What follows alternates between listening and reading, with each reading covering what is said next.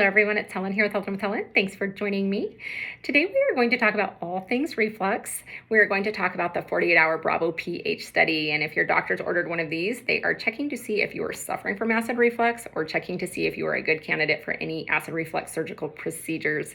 My doctor ordered one of these for me in order to get the Nissen fundoplication surgery. Usually it's done in a hospital setting or an ambulatory setting. If you've ever had an upper GI, you already know it's a really minimally invasive procedure. They are going to put you out. It's only for a few minutes though, and they're going to go in just long enough to place this capsule onto your esophagus. Yes, this is the actual capsule that was on my esophagus, and you're probably wondering, Helen, why are you holding that capsule? Well, there's more to that story and we'll talk about it later.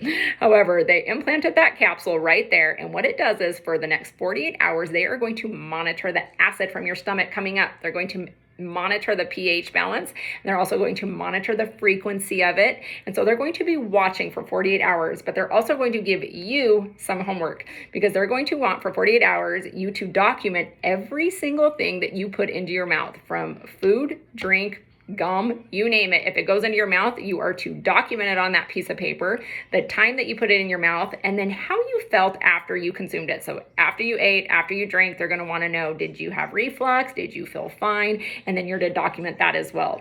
You're also going to be carrying around a little device with you. It's like, and it can only be X amount of feet away from you because that device is going to correlate with this guy right here. And every time that you feel like you are suffering from some reflux or you're feeling not super great, maybe even a gas pain, you're going to depress that button. You're going to be like, beep, beep, and you're going to do that for 2 days. All right, even while you sleep, you're going to keep this monitor next to your bedside. You're laying flat, and it's going to monitor the acid coming up and coming down. Prior to having this procedure, a lot of the doctors like for you to come off of your PPI. Some will recommend that you come off at 5 days before the procedure. Some will recommend that you come off at 10 days. I know that there's a handful of doctors who will say you can just stay on your medication, but I believe that some, to get a real accurate result, will want you to fully come off of it, which I know for a lot of you, it's super hard. I know it was hard for me. In fact, I don't even know that I fully came off of it. I think I tried to for a couple of days, but I couldn't at the time. So it was just really, really hard. All right, so is this test effective?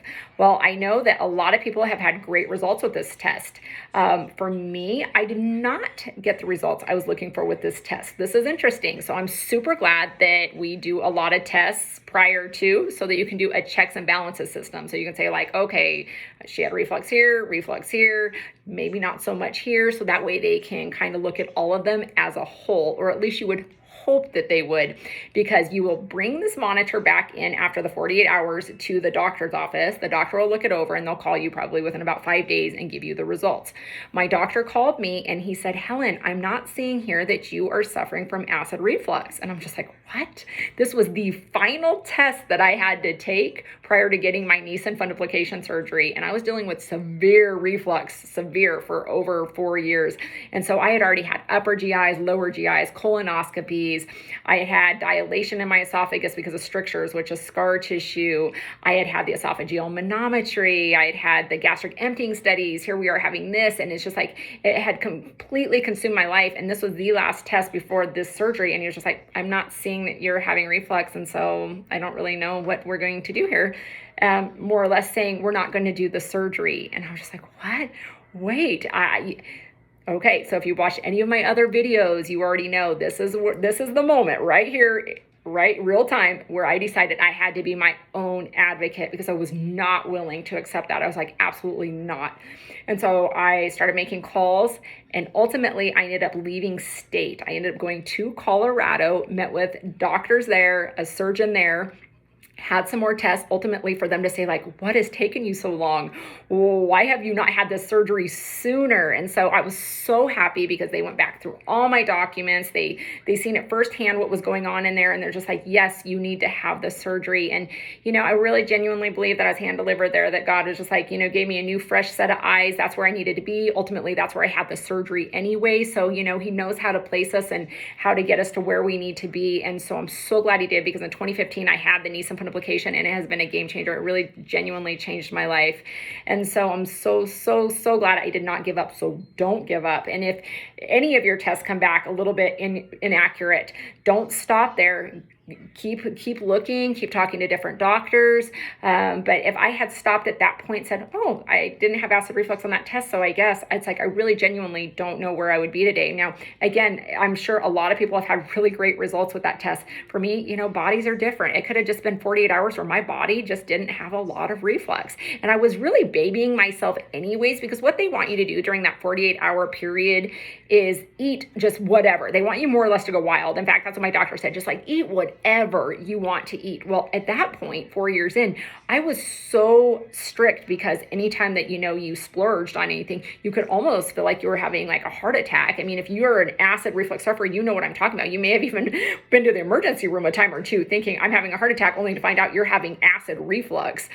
So I knew this was like, well, if I go crazy on a bunch of these foods, I'm going to be so sick. Who knows what's going to happen? So I had become so accustomed to babying myself and like really just like a little turkey or a little bread or a little this and that. And I continued to eat that way through the test. And maybe in hindsight, I probably should have taken the doctor's advice and went wild so they could have really seen what happens when I do eat things that would trigger me and trigger an attack. So anyways, in hindsight, there you go. However, so just stay true to whatever your doctor orders on that particular test so that you can get the absolute best results. And so I will finish my story with telling you about this guy right here. All right, so this is going to be connected to your esophagus. You will continue to eat and drink and just be normal. And this is to slough off eventually 7 to 10 days. And it's going to go down and it's going to go out. So that's what's going to happen to this guy right here. So ultimately it disposes of itself, or at least it's supposed to. Well, unfortunately, mine didn't. Mine decided that it just wanted to hang out for a very long time. And eventually I was starting to just get a dull ache in my chest. So I'm just like, I think that thing is still in there. I don't think that it's left me, because I was getting just like some pains in here because it had overextended its stay. I ended up having to go back to the GI doctor only for them to go back in and take it off and take it out. So there could be worse things, right? This just shows us that we have to be flexible, that life doesn't always go the way we plan it to, right? So that's why I'm holding on to this guy right here. Kind of gross. I mean, they put it in a little container for me and sent it off with me. Why? I don't know, but I have it, and maybe it was just so that I could show you guys in this video. That's what it was, so that I could show you.